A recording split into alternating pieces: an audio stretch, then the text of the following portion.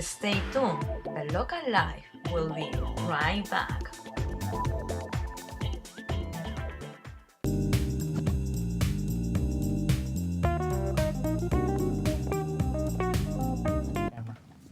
Hello, I'm Michael Witch, and welcome to the Roundtable on the ABCs of buying your first home. And I'm here with Rebecca Berman.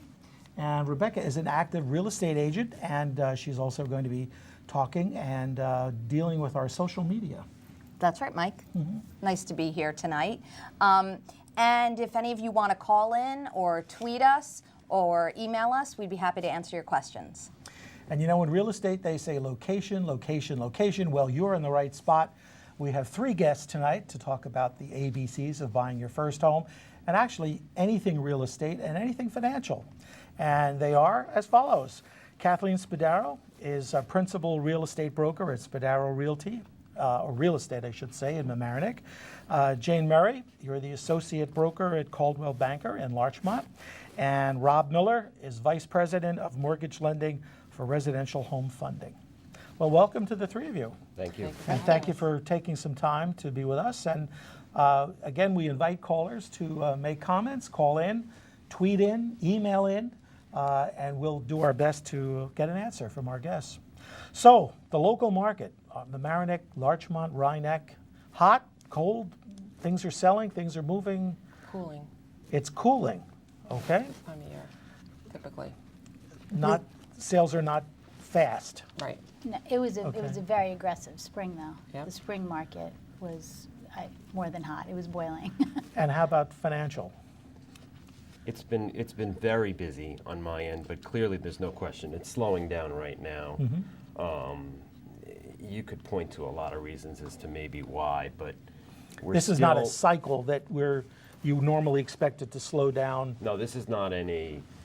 Again, obviously, approaching the holidays, you would expect a slowdown, and listen, you always expect a surge towards the end of the summer, and people are trying to move. Certainly in suburbia, people want to buy a home and get in before the school year starts. But it's a little bit more than that. I think that we're seeing an overall drop in mortgage applications. Obviously, listen, from the mortgage world, rates have been low for forever now. Right. So the refinance market has dropped. The purchase market is hot, but not as hot as we've been waiting for. You know, we've been talking about the big explosion, and inventory has always been the problem. It remains to be somewhat of a problem, a lot better than it used to be, and the inventory numbers, and I think the absorption rate has almost doubled in the last 6 to 12 months. Well, then let me ask our realtors, what's the inventory in our community? Is there a lot on the market? Does it take a long time to sell? I think it depends how things are priced and where they're located. And I think in the past year there was 218 sales in Larchmont and 75 in Mamaroneck. West of Mamaroneck, yeah. Yeah. And what is the average day on market? It'll vary. It can be, 33 days if something is, so desirable. And then it could be up to, 133 days. Right. Depends on the pricing. If you price your house well, it'll sell quickly. Are people tending to price their house too high and then come down? Personally, I feel that people are more realistic in selling their homes now after the, Okay. the ups and downs that we've had in the market. And if you, again, we were talking about sales that occurred over the list price. Right. And that's because they were priced realistically and created such a demand that they got over asking. You had a few of those. Yeah, you always want to, the whole concept behind pricing a home or having an asking price is you're marketing your home. So if the buyer finds value, you will get multiple bids. The price will increase because they see a value, and people will come. They'll come shopping and they'll come ready to buy. It's when they don't perceive a value that the house will sit a little bit longer, and you'll see that you'll have to reduce the price of the house maybe to get the buyers in. And Is there a style house that you guys find sells quicker than another style in this area? Well, we're in an older community, and I think people tend to like the older houses, and colonials are probably the most popular. There's very little new construction here, and the new construction that we have are from older houses that were torn down, but I think, yeah, it's pretty much the same. Yeah, in Larchmont, colonials too. and Tudors typically is what you'll find. Are there more tear downs in our area than you would expect to find of some of the older homes, as you mentioned?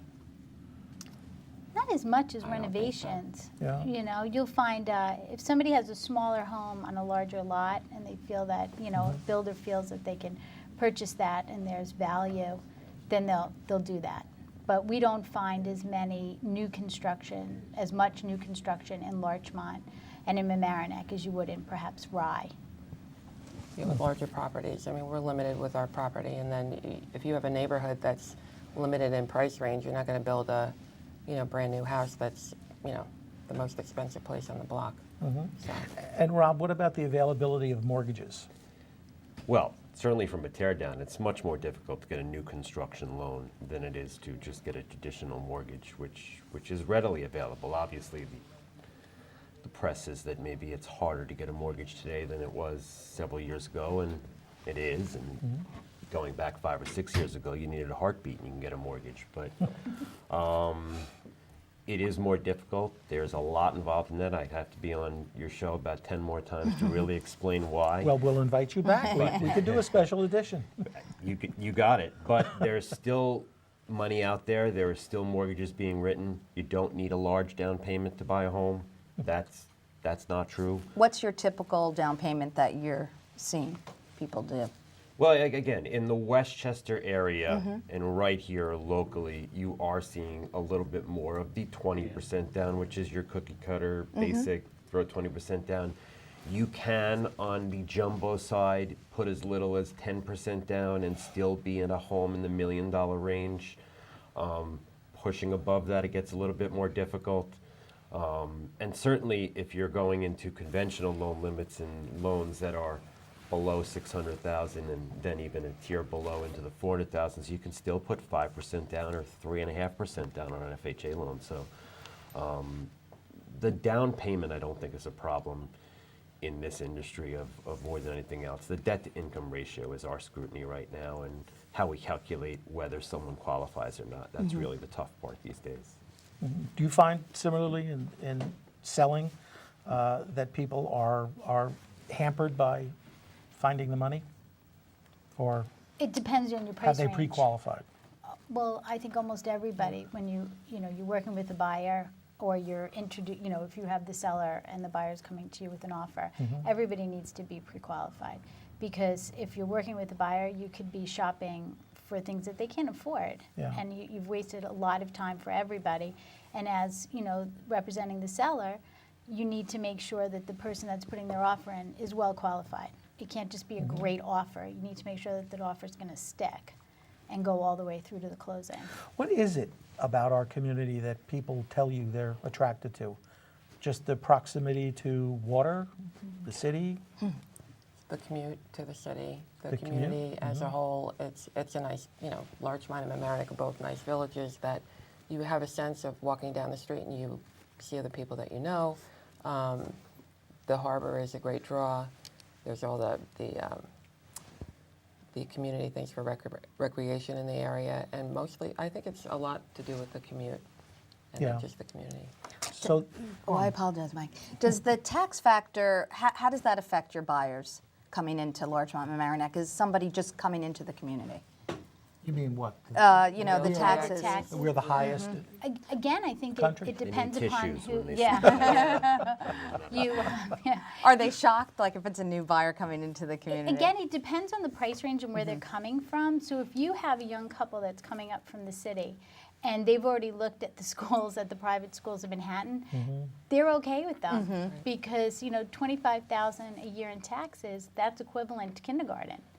So that's a trade-off that they've made, and they're okay with it. Right. Somebody else who might be, looking to change communities might say, "Holy mackerel!" If you're coming up from Brooklyn or Queens, and you're saying, "Holy," I just paid $5,000 a year in taxes, Right. and now it's 15. What am I going to do with this? So that they have the budget, a lot more when they're looking at a house. And you have to look more closely at the taxes and how they're going to roll into their overall loan. Right. As you're selling people, I know one of Mike's topics tonight is talking about new buyers coming into the market. And as you sell the Mamaroneck Larchmont community, what things do you kind of inform people about that the community has to offer? Someone who doesn't live here and hasn't ever, bought a home before, what things as realtors do you offer up that the town has?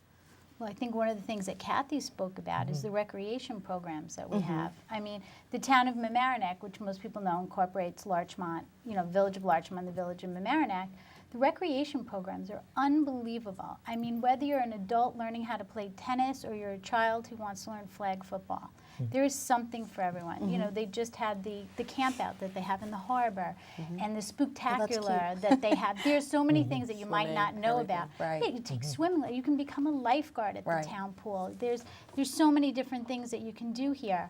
And then you have, we have strong schools. We have schools that, everybody's attracted to. And then the proximity to the city. And then if you're a boater, where else would you go? Exactly. This is it. There's not that much, sound shore community other than here. Are we more affordable than Rye, for instance, or less Mamaroneck affordable than is. New Rochelle, or where do we fit in the Larchmont along the is coast? It kind of depends because, you figure if you're going to start the Sound Shore area, you're starting technically, Pelham and working your way all the way up into Rye and even parts of Portchester. So it's really going to vary, again, speaking about location, where the house is and what you're looking for, how affordable it is. Everybody will tell you something different. Rye's more affordable, and New Rochelle is, or Larchmont is, or Mamaroneck is. It depends. It's really up to you what's more affordable to you. So when somebody comes to you and they want to buy a house, they've got a pretty good idea of what they can afford. You hope. You hope. You hope. And do they have they done much homework about the area? Do you find that? I have a cousin whose son and his new wife were interested in moving up in this area. And we sat down one time because I live in Mamaroneck, and I was surprised at how much they already knew. They had gone online, they had talked to people, and not me, but they had talked to other people. And they were quite familiar with the recreation and the schools. And, Well, yeah. 90% of home buyers are looking online first.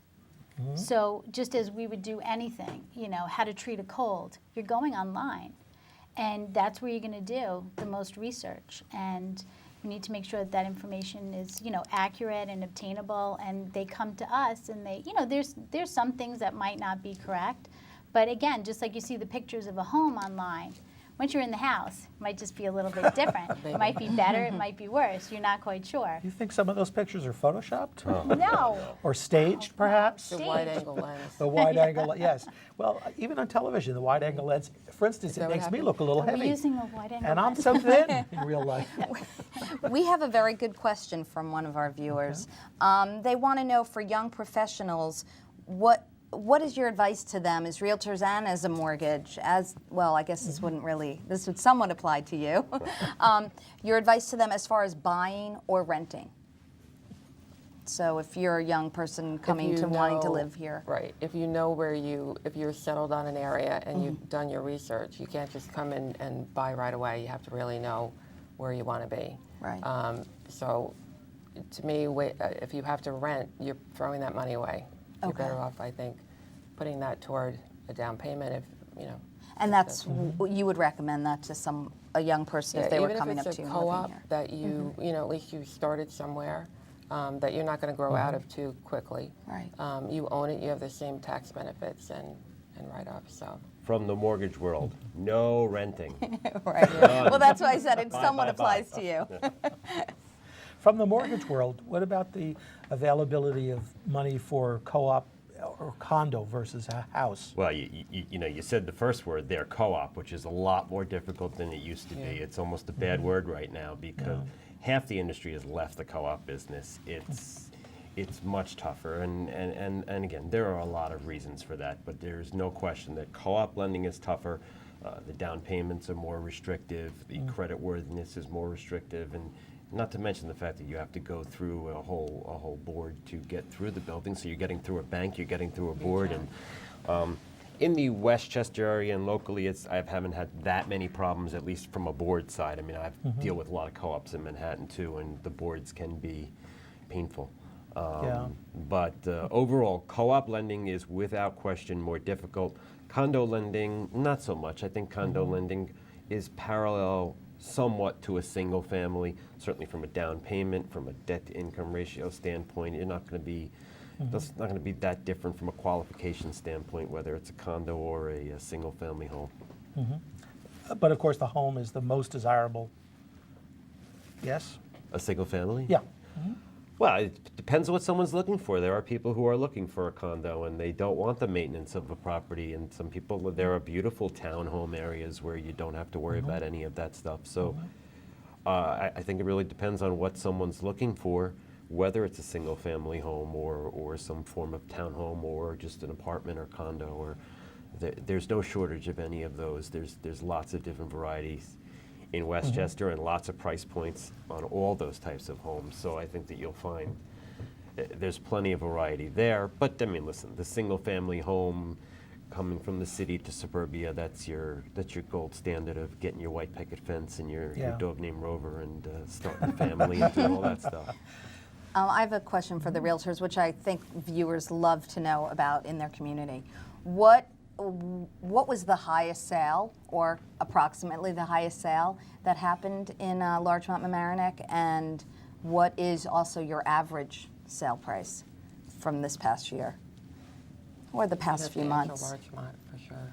Yeah, I think our largest sale in Larchmont was about 16 million. And what type don't of think- house was that? It was very large. Big. It Obviously. was right on the water. Uh-huh. It was very well done. You know, it was just beautiful. 16 million just doesn't get what it used to. No, no. And a large, Mamaroneck, maybe one. I'm not even sure of the number, to be Yeah, honest. probably right around there. Probably around. I think I saw something. I know there's one on right now that's for 8 million, up by Winged Foot. I think there's two on in that price range up by Winged Foot. I feel like people always love to dream when they're looking for Absolutely. Who houses and doesn't like to wanna know look? that, right? Yep. I don't go to those open houses that often because then you come home and feel like, Is there any advice for first-time buyers, the focus of this roundtable, that we haven't mentioned that you'd like to impart? We have about 5 minutes left. Well, I think that if you're going to come to this community for the first time, you have to be willing to maybe sacrifice on square footage for the location. The location is obviously the most important thing. And make sure that your qualifications ready so that when you find the right thing, you can buy it quickly. Jen? And I think that one of the most common misconceptions is that walk to train is somehow, just because the home's smaller, it doesn't mean it's going to be less expensive. So walk to train, which everybody, especially young families or young professionals coming up from the city, they want that. They're used to a specific commute, where they just walk out of their door with their coffee, and now it's going to be 40 minutes longer, which, that's not that bad. But you're going to pay a premium for being closer to the train. But you'll have beautiful towns to walk around in as well. Rob? Get pre-qualified. You have to do it now. The realtors are expecting it, and it's to your own benefit. And a lot of people, some people shy away from a pre-qualification, and they're concerned even things like, I don't want my credit pulled because I'm afraid my scores are going to drop and we're not going to find a home quite yet, which is nonsense. It's not true. Again, I could talk about that for hours, but you should get pre-qualified. Find a mortgage professional you're comfortable dealing with, because it's going to be a journey on the lending side as well. And that'll give you an idea of what you can afford and how much down payment you can, different ways we can maneuver the loan and figure out a better way for you so that you're prepared. And certainly even on the credit side, there are things that we can do to help you to maximize or give you a better loan. And that doesn't mean bad credit to good credit. It could mean great credit to ridiculously great credit. And that can make a difference sometimes. So it's worth looking into, and it's needed these days anyway. Well, I'd like to sneak a question in that somebody asked me when I told them that we were going to do this real estate, and that was empty storefronts. That's commercial real estate. But you see sometimes, not so much in Mamaroneck, but in Larchmont, there are a couple areas that, are the landlords just, don't they have an incentive to accept maybe a little lower rent? I don't really dabble that much in commercial real estate, but you know, if their taxes are high and their leases are high, then it becomes an issue. Yeah. But you'd almost want something in there as opposed to just an empty storefront. But sometimes these storefronts stay empty for quite a while. It could depend on the zoning too, Yeah. and the type of business that you know wants to open. The landlord may not want it, but it doesn't make sense to really keep it empty. Yeah. It's a big loss Yeah. after a while. I've dealt with a lot of commercial. Again, I don't do a lot of commercial myself, but I've dealt with a lot of landlords, and I know a lot of people who own it. And rarely are they going to concede on the rental just because the storefront's empty. They're not just going to give. Same way an airline doesn't just give away a seat. 5 minutes for a flight, make it $5. What's the difference? 5 is better than 0, but it's not actually true, in part. So there's a lot involved in it. Yes, certainly rents are going to come down from a retail side. They have rents going up on the residential side, but they're not going to give things away just because something is vacant. And there are financial benefits of having the store empty to begin with, which is a crazy concept and a whole different subject. Well, perhaps you'll come back and we can talk about that Anytime. crazy concept and whole different subject. I'd like to thank you, all three of you, for being our guests tonight.